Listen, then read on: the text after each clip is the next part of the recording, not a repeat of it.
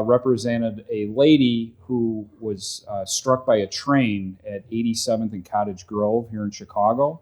The actual crash occurred in 2012. The train station is over 87th Street. She came up the stairs and she walked across this walkway and then went through that little house. It was a warming house to the other side of the station.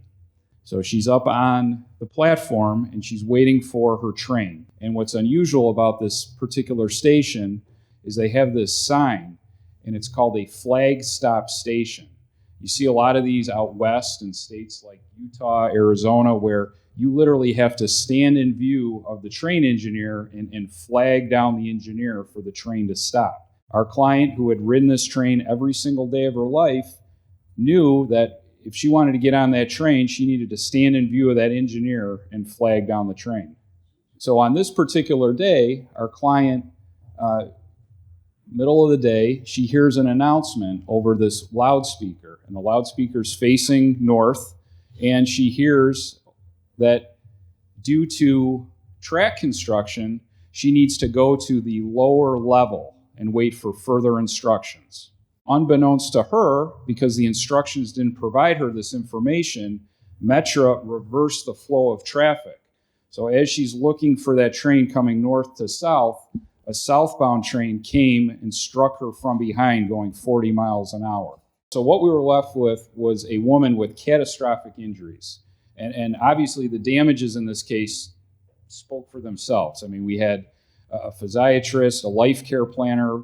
This woman needed 24/7 attendant for the rest of her life. She was 63 years old, had just retired, had many years left in her life.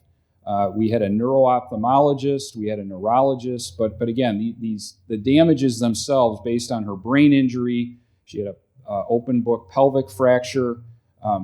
The damages were significant. She survived this collision, but had no memory at all, either before the crash, after the crash. She had absolutely no recollection of who she was or anything of her life. The issues we had in this case was, how do we prove liability? Because we have a woman here who doesn't remember anything, and there were no eyewitnesses other than that train conductor who, of course, the train conductor, he was saying, well, she was standing on the tracks. She shouldn't have been standing there. So our firm, what we needed to do was put together a team of experts in order to prove this liability. And it was a tough liability case for us. And what we did was we had a team of experts. The first expert we hired was an audiologist.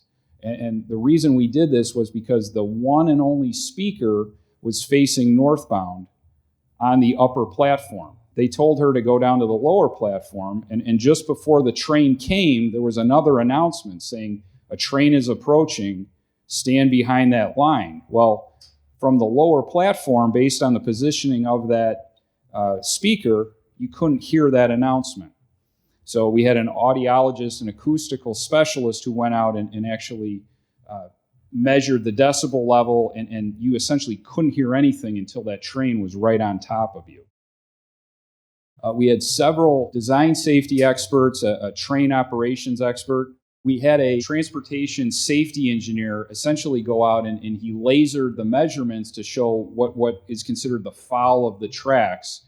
And obviously that's the danger zone here. And he was able to identify the field of vision if you're standing within the foul of the tracks, and then if you have to actually stand in that foul of the tracks, as Metra told her to stand in view of the engineer, how this tragedy all occurred. It was a very disputed liability case, but again, I just wanted to demonstrate the importance of experts in a case like this where we had a plaintiff who couldn't tell her story, and we were able to successfully do that through our experts, and the way they worked in tandem was phenomenal.